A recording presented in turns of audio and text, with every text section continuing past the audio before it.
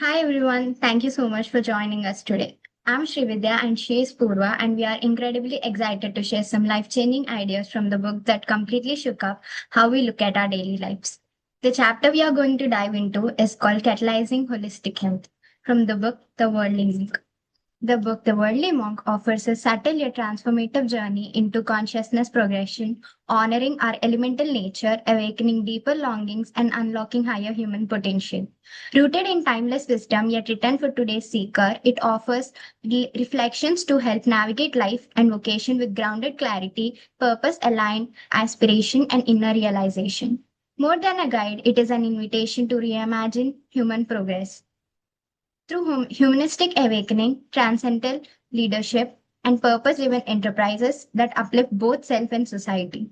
A fusion of philosophy, insight, and inspiration. This book speaks to changemakers, visionaries, and conscious professionals ready to lead with wisdom, align progress with meaning, and help shape a more compassionate, awakened humanistic world 5.0.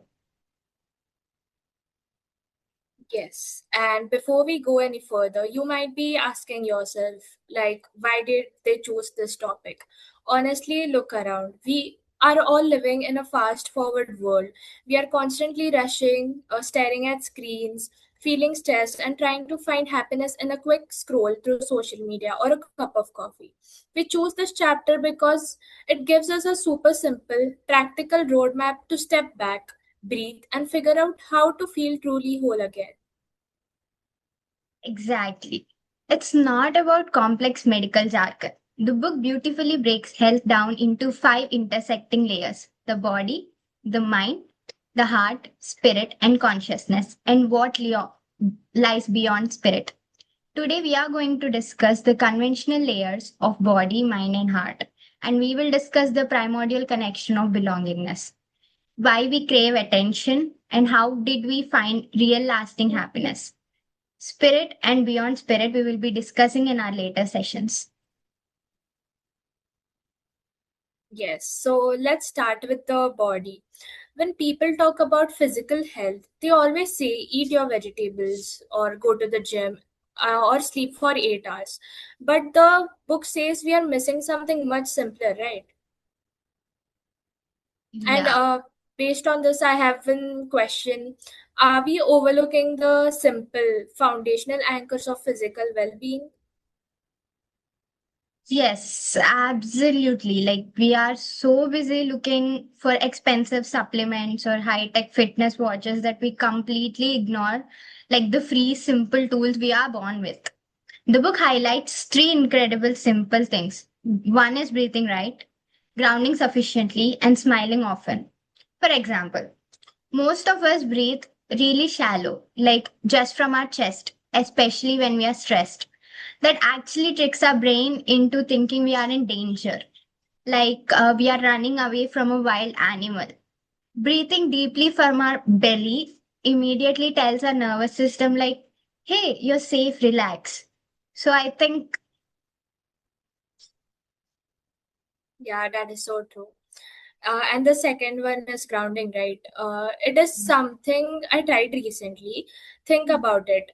When was the last time your bare feet actually touched the grass or the mud? We are always wearing rubber soled shoes, walking on concrete, or sitting in high rise buildings. The book reminds us that physically touching the earth helps balance our body's electrical energy, lowers inflammation, and reconnects us to the nature. It's like hitting a physical reset button for our body. it really is hitting the reset button. So there's another one, like smiling often, right? So Yeah, what that is about my that? favorite. Yeah. Yeah. Smile isn't just something you do after you get happy. Smiling actually releases chemicals in your brain that make you happy. It tells your body cells that everything is okay. So instead of buying more things to get healthy, we need to start with breathing, touching the earth, and simply smiling. Great, I love that. So we should And keep yeah, smiling often. yes.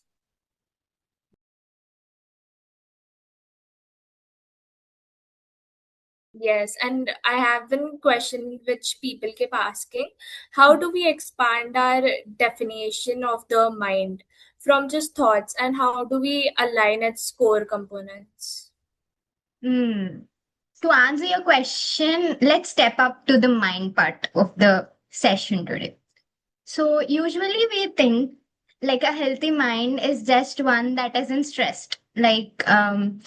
But the book here, The Worldly Monk, breaks the mind into five distinct components that drive how we think and we behave: Manas, Ahankara, Buddhi, Viveka, and Samskara. If we want a healthy mind, we need to understand how these five components play together. So maybe you can explain us the first two components and then I'll take over. Yes. Yes, I'll explain the first two. First, there is Manas, which is the sensory mind. It collects data through your senses, what you see, hear, or taste.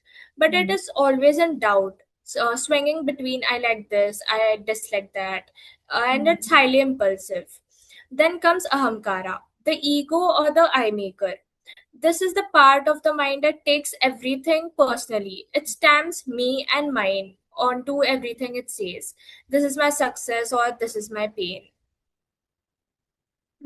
I see that ego acting up in myself all the time.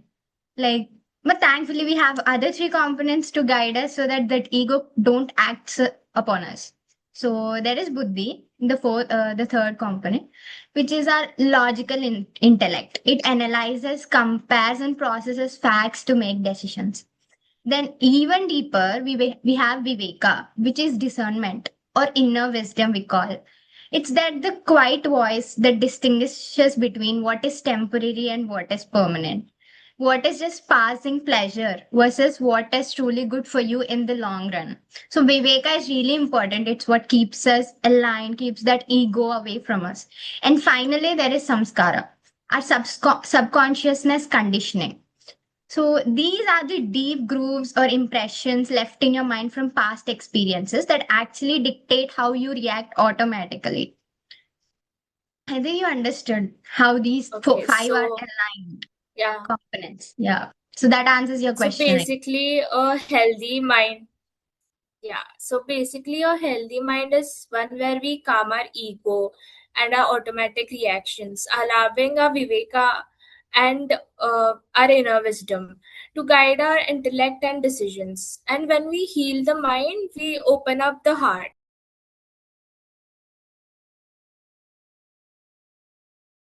which brings us to the next beautiful layer, which is emotional balance and our deep need to belong. Hmm. So let's discuss the part two of our today's session, that is belongingness. We'll also discuss the three components like CAC framework and about happiness. So this is our second half of our talk, and once we understand that our heart needs emotional connection, like we have to look at the most deepest, most natural human need of all. You know what that is? It's belongingness. Why do we crave it so much? Why? How does it drive everything we do? So there's this question that comes up onto my mind when I always read this particular topic. It's like, why do we crave attention and how does our childhood blueprint dictate our adult behavior? I think you can answer that. Yes. Yes, to explain this, the book uses an incredibly beautiful and real life example that we can all picture the journey of a newborn child. Like, think about it. The very moment a baby is born, the physical umbilical cord is cut. That perfect, warm physical connection with the mother is suddenly broken immediately. A deep void is created. That natural Mm. feeling of absolute belongingness is lost, and the baby instantly starts searching for attachment, right? Yeah, that actually answers most of the question. Like, that's exactly why the book also talks about this particular thing called the golden hour.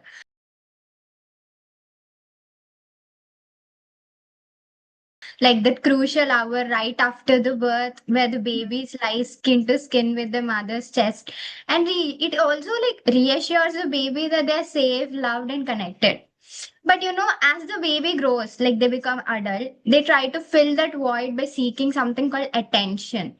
And the book introduces an amazing framework called CAC, which stands for control, attainment, and connection that I said we'll be discussing earlier.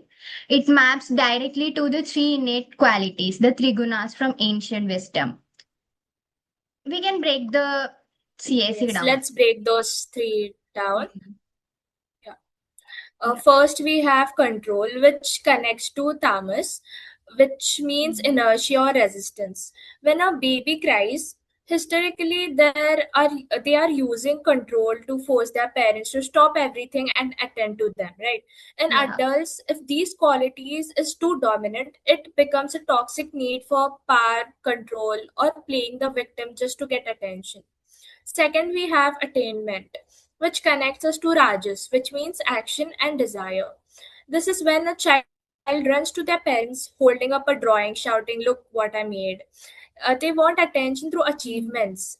In adults, this drives a non-stop chase for achievement, money, fancy titles, and even social status. Right. So then there's this third one called connection, which is most important thing. So, which connects it to sattva. Sattva means purity and light. This is when a child simply smiles at you, hugs you, shows you pure warmth. It's about building warm mutual bonds. In adults, this is our healthy, beautiful desire to build real friendship and, loving communities. But here is this absolute golden key from the book. All these of three traits, like the control, attainment, connection, these exist in every single one of us. And but they must be held in the right proportion. So all the three parts lie in you, lie in me, and lie in everyone we see, everyone that are surrounding, but they are to be there in the very good right proportion. And the book teaches us that our psychological evolution is finding the right equilibrium. We must have the control of, we must have the least of control. Like, as I said, the first one, it need to be the least, that is tamas, and a healthy measure of attainment, that is rajas, and increased connection. Like, connection should be in increasing amount, that is sattva, that is the purity, the warmth that you get from a child, and that is the dominant inner quality that needs to be there in everyone. This proportion is what determines who we become and how healthy our relationships are with everyone around us.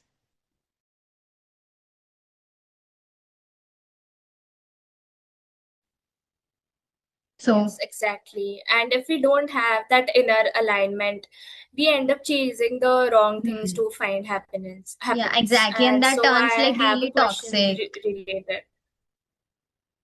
Yeah, Yeah. question. So I have one question. Where are we currently seeking our happiness? Is it pleasure, passion, or purpose? Wow. So, I'll answer that from the book perspective only. So, the book reminds us that we often confuse happiness with short term pleasures. What do you like when I say short term pleasures? I mean like money, fame, power. But these are like really momentary. To help us find lasting peace, the book grades happiness into three distinct levels. Level 1, level 2, and level 3. And the level 1 is pleasure. Level 2 is passion, and level 1 pleasure. This is just chasing the next quick high. Like eating a chocolate bar, shopping, or getting likes on your social media post, for example. It feels great for a second, but it fades almost instantly and leaving us feeling very empty. And then there's level 2, which is passion. So maybe you can share your thoughts on passion. Yes, level two is passion, is when you work hard at something you genuinely care about. It brings great satisfaction, but it is still often tied to results. Yeah, exactly. There's this thing called कर्म करो फल की चिंता के लालच में मत आओ लाइक और अगर फल ना True. दिखे तो निराश होकर काम मत छोड़ो. So it simply means like focus on your actions, not the greed for rewards. Like if you don't see the results right away, don't lose heart and quit. We often get so paralyzed worrying about the outcome that we forget to enjoy what's there before us. Like enjoy the work itself. Like true passion thrives when we stop worrying for the reward and love the process. So I think that's what is Uh, passion. hmm. That is such a comforting reminder, right? And that leads us naturally to level three, purpose. Having a meaningful goal gives life its real direction. Purpose is about feeling that your life contributes to something bigger than yourself, helping others, serving a community, or leaving the world a little better. When we shift from comforting with trends to expressing who we truly are, we move away from chasing level one pleasure and set into to level three is purpose.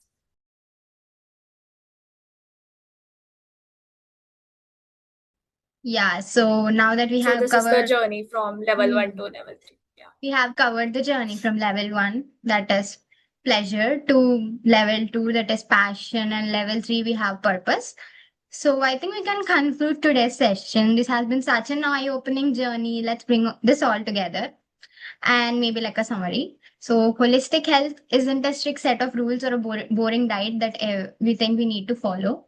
It's about aligning our daily simple habits like breathing deeply, touching the earth, and smiling with our minds.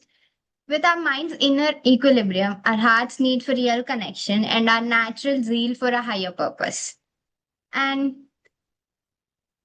Uh, yes, and when we master our need for belonging, moving away from ego driven control and towards heart centered connection in the right proportion, we actually rise. We hmm, move away from stress and chasing temporary highs and step into lasting peaceful joy.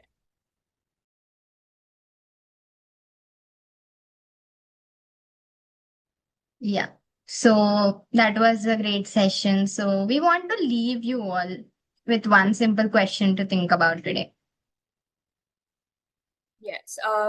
The question is, which area of your life is calling for your attention and harmony right now? Is it your physical breath, your mind's inner harmony, your heart's need for real connection, or your natural zeal for a higher purpose? So please So do answer. put your answers in the comment box and we'll be replying to all of your comments. So thank you. That was a great Yes. session. Thank you so much. Thank you. See you in the next video. Bye.